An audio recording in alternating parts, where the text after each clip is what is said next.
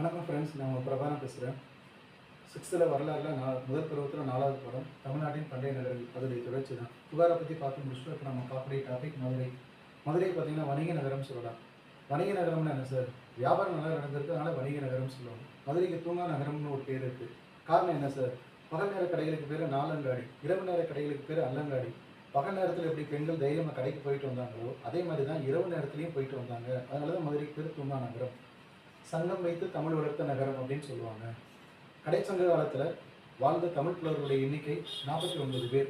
மதுரைக்கு அகில் மற்றும் சந்தனம் போன்ற நறுமணப் பொருட்கள் எங்கிருந்து சார் கிடைச்சிருக்கு அப்படின்னா, கிழக்கு கடற்கரையோரமாக இருந்த தொண்டி அப்படின்ற துறைமுகத்திலிருந்து கிடைச்சிருக்கு. அடுத்து இஸ்ரேல் நாட்டுடைய மன்னர் சாலமன் அப்படின்றவர் கொற்கையில் உபரி அப்படின்ற இடத்துல முத்துக்கள் வாங்கினதா பதிவுகள் இருக்கு. ரோமானிய நாணயங்களை அச்சிடுவதற்காக மதுரையில் இருந்த தொழிற்சாலையின் பெயர் அகசாலை. மெகஸ்தனிஸுடைய குறிப்புகள் சாணக்கியருடைய குறிப்புகளிலிருந்து மதுரையை பற்றின செய்திகள் தெரிய வருது. மெகஸ்தனிஸ் யாரு சார்? சந்திரகுப்த மௌரியருடைய அரசவையில் 14 ஆண்டுகள் இருந்தவர் தான் மெகஸ்தனிஸ். அவர் கிரேக்க நாட்டை சேர்ந்த ஒரு தூதுவர் அல்லது பயணின்னு சொல்லலாம். செலுக்கஸ் நிகேடர் அவர்களால் சந்திரகுப்த மௌரியருடைய அரசவைக்கு அனுப்பப்பட்டவர். அவர் எழுதின ஃபேமஸான நூலின் பெயர் இண்டிகா. சாணக்கியர் இந்தியாவுடைய முதல் பேரரசு, அங்கீகரிக்கப்பட்ட பேரரசு அப்படின்னு சொல்லப்படக்கூடிய மௌரிய பேரரசை உருவாக்கிய சந்திரகுப்த மௌரியருடைய வழிகாட்டி அல்லது மௌரிய பேரரசை உருவாக்கினவங்க கூட சொல்லலாம் சாணக்கியர். அவர்களது ஃபேமஸான நூல் என்ன சார்?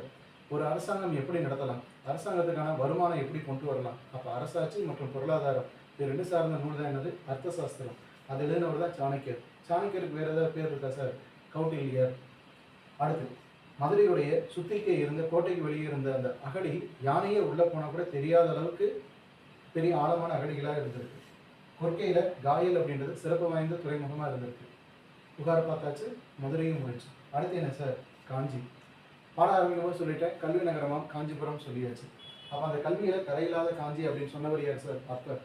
அப்பருக்கு வேறு ஏதாவது பேர் இருக்கா? திருநாவுக்கரசர் அல்லது மருள் நீக்கியார், தாண்டகவேந்தர், தர்மசேனர், இப்படி பல பேர்கள் அழைக்கப்படுகிறார். நகரங்களிலேயே சிறந்தது காஞ்சி அப்படின்னு சொன்னவர் யார்? காளிதாசர். காளிதாசருக்கான சிறப்பு பெயர் இந்தியாவின் ஷேக்ஸ்பியர். இவர் யாருடைய அரசவையில் இருந்தார்னு பார்த்தீங்கன்னா 2ஆம் சந்திரகுப்தர் அல்லது விக்ரமாதித்தன் அப்படின்னு சொல்லலாம். சாஞ்சி, கயா போன்ற இந்தியாவில் இருக்கக்கூடிய 7 புனித புத்த தலங்களில் காஞ்சியும் ஒன்று அப்படின்னு பதிவு பண்ணவர் யார்? Yuan Chwang. புனித யாத்திரிகர்களின் இளவரசன் அல்லது புனித பயணிகளின் இளவரசன் அப்படின்னு வர சொல்லுவாங்க. சீனாவுடன் இந்தியாவுக்கு வந்த முதல் ஆளியார்னா ஃபாகியான். அவருடைய பயணக்குறிப்பின் பெயர் ஹோ கோ கி. இந்தியாவுக்கு 2வது வந்த சீன பயணியின் பெயர் யுவான் சுவாங். அவருடைய பயணக்குறிப்பின் பெயர் சி யூ கி. அப்போ அவருடைய பயணக்குறிப்புகளில் காஞ்சிபுரத்தை பற்றி பதிவுகள் இருக்கு. அடுத்து நாலந்தா பல்கலைக்கழகத்தில் தலைமை பொறுப்பில் இருந்த தர்மபாலன் மற்றும் ஜோதிபாலர் அப்படின்றவங்க காஞ்சிபுரத்துலேருந்து போனவங்க. ஜென் தத்துவத்தை உருவாக்கின போதி தர்மரும் காஞ்சிபுரத்துலேருந்து போனவர். காஞ்சிபுரத்தில் ஏரிகள் நிறையா இருந்ததுனால அதை ஏரிகளின் மாவட்டம் சொல்லலாம். அடுத்து கோயில்களின் நகரம் காஞ்சிபுரம் சொல்லுவாங்க. எண்ணிக்கையின் அடிப்படையில் கோயில்கள் அதிகமாக இருக்கக்கூடிய இடம் மதுரை மற்றும் கும்பகோணம். ஆனால் சிற்பக்கலையின் அடிப்படையில் கோயில்களின் நகரம் என அழைக்கப்படக்கூடியது காஞ்சிபுரம். அது என்ன சார்? சிற்பக்கலை. ஒரு மலையிலே குறைஞ்ச கோயில் கட்டினா அது பேர் குடைவரை கோயில். அந்த தொழில்நுட்பத்தை நம்ம தென்னிந்தியாவில் அறிமுகப்படுத்தினவர் யார்? முதலாம் மகேந்திரவர்மன். அவரால் கட்டப்பட்ட முதல் குடைவரை கோயில் மண்டகப்பட்டில் இருக்குது. அப்போ ஒரு மலையிலே குறைஞ்ச கோயில் கட்டினா குடைவரை கோயில். அதை அறிமுகப்படுத்தினவர் யார்? முதலாம் மகேந்திரவர்மன். அப்போ அப்படியான கோயில்களுக்கு என்ன பேர்? மகேந்திரபாணின் பேர். அப்போ அவருடைய பையன் ஒரு கேள்வி கேட்கிறார், ஏன் ஒரு கோயில் கட்டுறதுக்கு ஒரு மலையே வேச முடியாது, ஒரு கல்லில் கோயில் கட்ட முடியாத கேள்வி கேட்டார். முதலாம் நரசிம்மவர்மன். அப்போ ஒற்றைக்கல்ல கோயில் கட்டக்கூடிய நுட்பம் அவருடைய காலகட்டத்தில் அறிமுகமாகுது. அப்போ அந்த ஒற்றைக்கல் கோயிலை அறிமுகப்படுத்த முதலாம் நரசிம்மவர்மன். அவருடைய சிறப்பு மாமன். அப்போ அந்த ஒற்றைக்கல் கோயில் என்ன பேரு? மாமல்லன் பாணி. அப்போ குடைவரை கோயில்னா மகேந்திரபாணி, ஒற்றைக்கல் கோயில்னா மாமல்லன் பாணி.